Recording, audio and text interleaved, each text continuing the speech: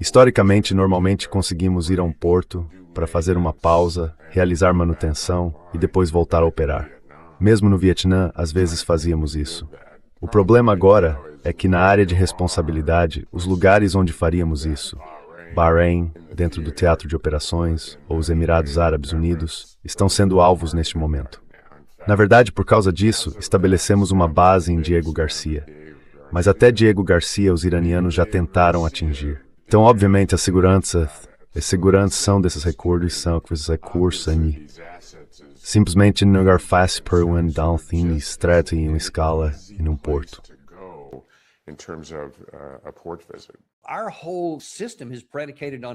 Todo o nosso sistema se baseia em ter todas essas bases fixas no Oriente Médio e instalações navais permanentes espalhadas, na verdade, pelo mundo, para podermos manter esses deslocamentos de longo prazo.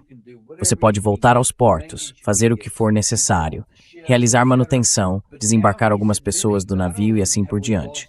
Mas agora ele está admitindo que não só perdemos as bases terrestres ali, como também perdemos o acesso às instalações navais. Porque se esses navios estão no mar, eles podem manobrar.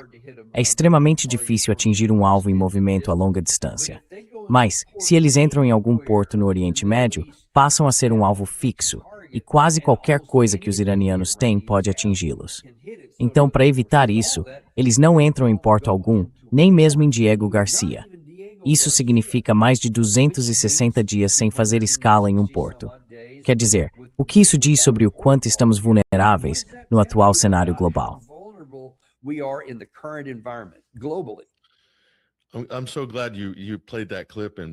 Fico muito feliz que você tenha exibido esse trecho e levantado isso, Daniel, porque este é um ponto realmente central. Esta vai ser a tese de mestrado desta conversa.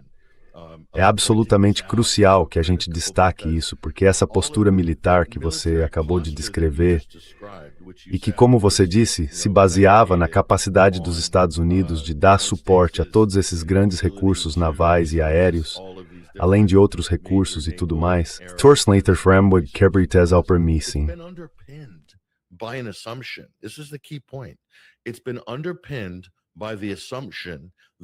Tudo isso se baseava na suposição de que nenhum país em sã consciência ousaria desafiar os Estados Unidos, reagir ou ousar atacar os Estados Unidos. Então, partindo disso, inclusive no caso do Irã, ninguém sabia. Ninguém sabia, antes de 28 de fevereiro deste ano, se o Irã realmente faria isso, o que o Irã de fato faria. Ninguém sabia porque eles não tinham feito isso antes. Mas agora sabemos. E a suposição falsa era... E essa é realmente a suposição que sustenta a projeção do poder dos Estados Unidos, que essas são bases americanas sem defesa, muito próximas ao alcance de mísseis de curto alcance e drones iranianos.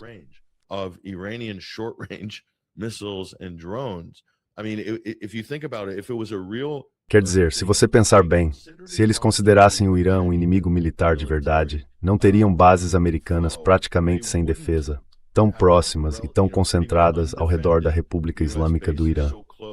Quando, na verdade, a principal função desse conjunto de bases é, primeiro, proteger Israel, ou, segundo, projetar força e representar uma ameaça ao Irã. É mandar uma mensagem aos iranianos: nem pensem nos atacar, porque temos uma força esmagadora na região. Mas em algum momento, o Irã não começou a fabricar drones e mísseis, Daniel, tipo no ano passado. Eles fazem isso há muito tempo. Então, onde estava o cérebro coletivo da inteligência americana? Onde estava o Pentágono dos Estados Unidos? Onde estava Pete Hegseth? Ele certamente deveria ter resolvido isso quando assumiu o cargo, no começo da administração Trump, sendo o estrategista brilhante que é.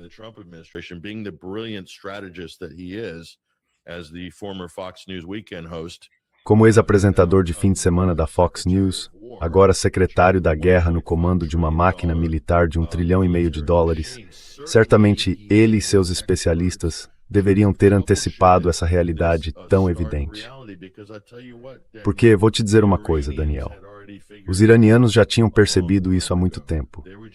Eles só estavam esperando não apenas a oportunidade, mas o momento em que fossem atacados, para que pudessem estar do lado certo em termos de direito internacional e das leis da guerra.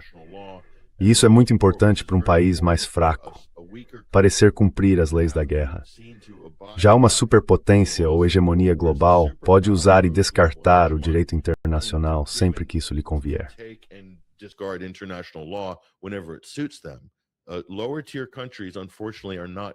Infelizmente, os países de escalão inferior não têm esse luxo. Então o Irã teve que esperar o momento oportuno, assim como a Rússia precisa ser muito cuidadosa no jogo de xadrez que está disputando, em relação à forma como retaliará as provocações, ameaças e ataques que recebe, incluindo ontem mesmo, da Ucrânia em Belgorod. Então pense nisso. Esta é uma conversa muito importante, Daniel, porque os Estados Unidos, o Império, estavam sonâmbulos nessa ilusão de que ninguém jamais, especialmente depois do Iraque, da guerra do Iraque, ousaria provocar os Estados Unidos, os poderosos Estados Unidos. Quero dizer, se alguém não sabia, agora sabe.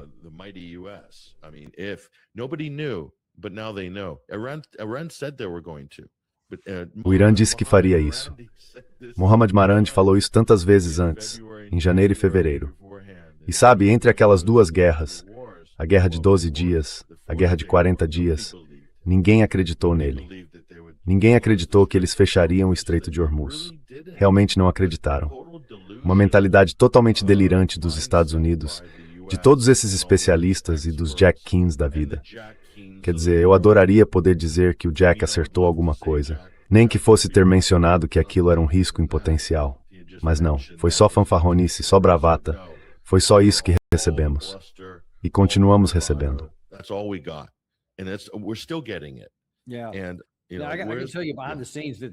Posso dizer que nos bastidores, certamente, houve pessoas que alertaram sobre todas essas coisas na presença do presidente.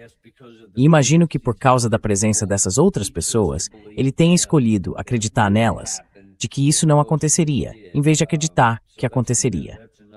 Então esse é outro problema. Essas pessoas acabam sendo deixadas de lado. Quero voltar a outra coisa que Mullen disse naquela mesma conversa, porque para mim isso vai agravar o problema. Primeiro de tudo, pessoalmente, eu considero isso uma afronta, sob uma perspectiva militar. Digo isso como alguém que já foi enviado em missão, tanto em terra quanto no mar.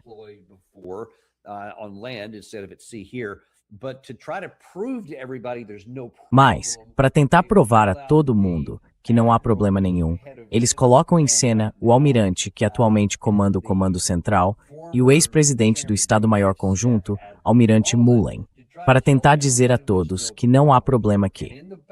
E ao fundo, enquanto o almirante Mullen fala, vocês vão ver o almirante Cooper. Ele vai ao navio com várias câmeras para garantir que registrem todo mundo sorrindo, apertando as mãos e que tudo está bem. Mas está mesmo?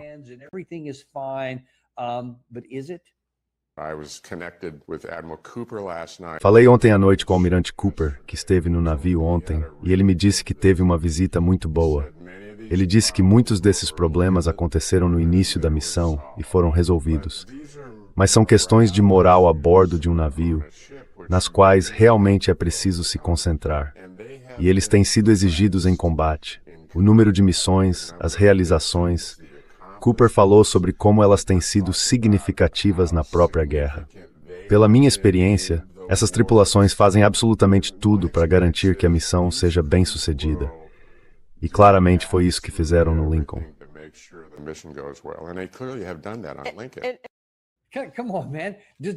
Qual é, cara? Alguém acha que as tropas vão ser tão burras a ponto de o almirante aparecer e dizer: o que vocês estão conseguindo é tão importante? Eles sabem que é papo furado, sabem que não conseguimos nada. Então, o que você acha que isso realmente vai fazer com o moral no navio?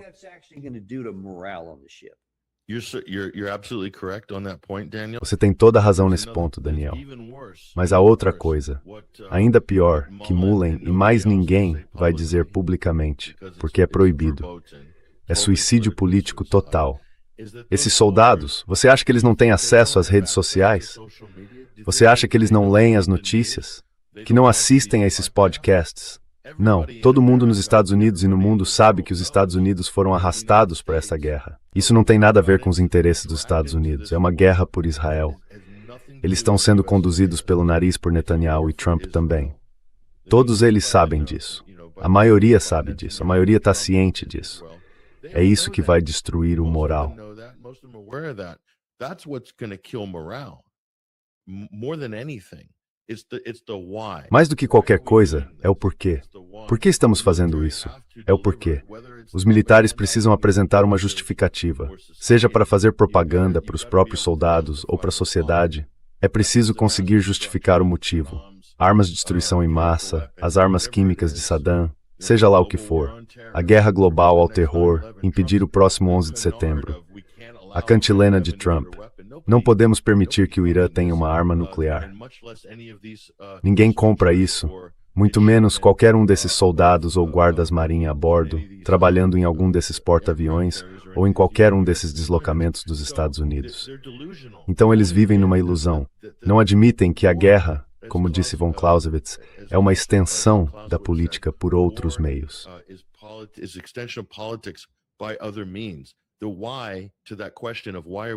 O porquê da pergunta por que estamos fazendo isso é uma questão política. Não tem nada a ver com a segurança dos Estados Unidos, com defender a liberdade, nada disso. É uma guerra por Israel. Todo mundo sabe disso. A essa altura é óbvio. E eles não conseguem, até que autoridades americanas, como esse senhor aqui, possam se apresentar e dizer isso publicamente. E ele estaria ecoando o que praticamente todo militar americano entende e sabe, porque eles conversam. Eles se comunicam uns com os outros, eles trocam informações, eles sabem. E isso vai matar o moral. No fim das contas, isso destrói o moral. E foi isso que Trump impôs aos Estados Unidos com essa desventura épica, histórica.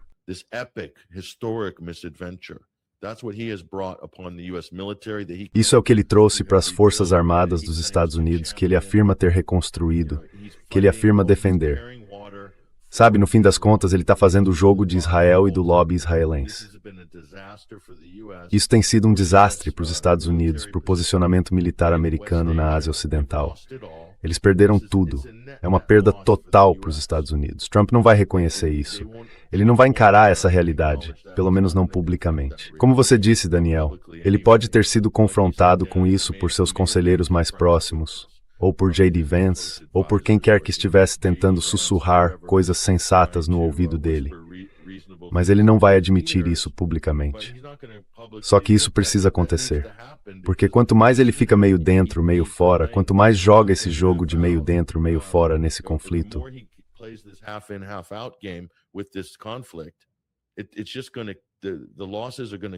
Só que as perdas vão se acumular nos próximos.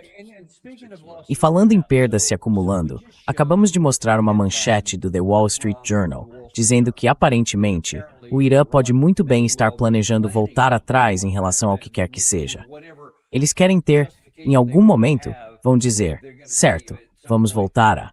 Ou talvez tentem provocar os Estados Unidos a começar alguma coisa de novo, para que então possam seguir com o que mais tiverem planejado depois. Se você está falando dos Estados Unidos, pode dizer, eu queria que tivéssemos vencido, ou algo assim.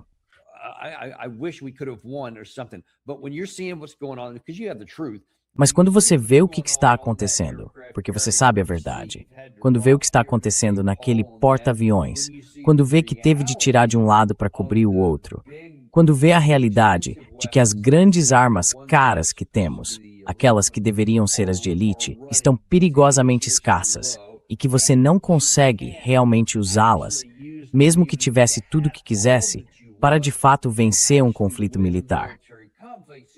Então você pensaria, vamos ter de encontrar alguma forma de sair salvando as aparências, ou simplesmente maquiar a situação, seja lá o que for, e sair, porque não temos outra opção. E ainda assim, temos Mike Pompeo, que apesar de tudo que acabamos de dizer, agora está dizendo isto.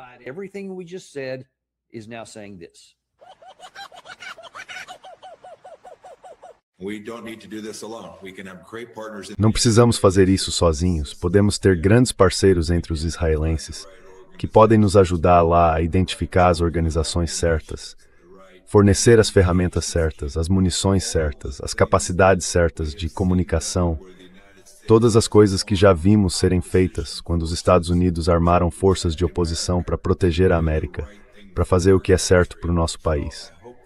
Então espero que façamos isso. E se fizermos isso, junto com uma pressão econômica enorme e contínua, Então acho que também teremos de realizar mais esforço militar. Acho que há mais alvos que precisam continuar sendo derrotados para que possamos sobrevoar aquele país com segurança. Se fizermos todas essas coisas, e isso ainda pode levar algum tempo, podemos alcançar a vitória estratégica. Isso certamente será bom para os Estados Unidos e para Israel. Será ótimo para os Estados Árabes do Golfo. E mais importante, deixará claro para o Partido Comunista Chinês que somos uma nação preparada para realmente vencer e derrotar nossos adversários.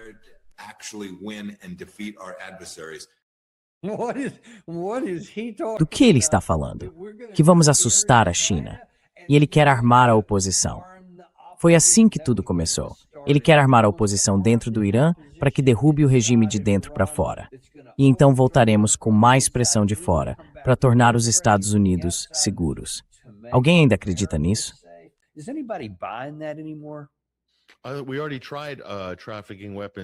Nós já tentamos contrabandear armas para a oposição e foi um fracasso total, abismal. E o que restava da oposição, Trump, Bessent e todo mundo mais basicamente evisceraram ao admitir e dizer publicamente tudo o que vem fazendo para destruir a economia iraniana.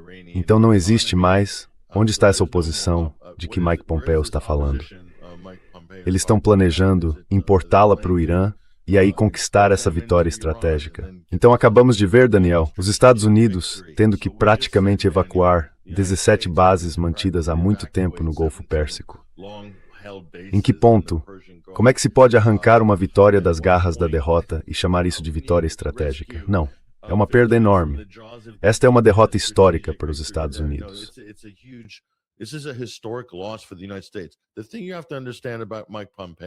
O que você tem que entender sobre Mike Pompeo, e parabéns por ter emagrecido e tudo mais, ele está ótimo. Mas ele é pago para ter as opiniões que tem. Essas são opiniões que, quem está pagando Mike Pompeo? Quem está pagando as compras dele, certo? Ele é pago para ter e dizer as coisas que está dizendo, seja pelo Atlantic Council ou por quem quer que esteja bancando ele no momento. Sabe, pagando a vaga de estacionamento cara dele enquanto ele espera, talvez, a ligação para entrar no gabinete do próximo governo ou algo assim. Talvez seja o lobby israelense ou vários grupos de reflexão em Washington. Mas essas não são... Ele não está dizendo essas coisas. Eu não acredito que esteja dizendo essas coisas, com base numa lógica racional de verdade.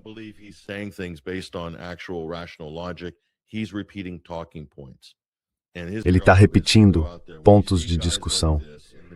E o trabalho dele é ir lá e fazer isso. Quando você vê caras assim na mídia, eles estão lá só para reforçar esses pontos de discussão. E recebem muito dinheiro para isso. O mesmo vale para pessoas que têm interesses em empresas de defesa. Todos os ex-generais, incluindo Jack Kenney, os investimentos que ele tem, o cargo dele no conselho, ou seja lá o que for, em todas essas outras empresas. Aliás, está muito bem documentado. Todos esses comentaristas têm vínculos comerciais e vínculos de investimento. Então o que eles dizem não é realmente autêntico. Eles falam em nome de um interesse especial e também do próprio interesse pessoal. Mas eles não estão oferecendo uma análise objetiva. Posso te dizer isso agora mesmo.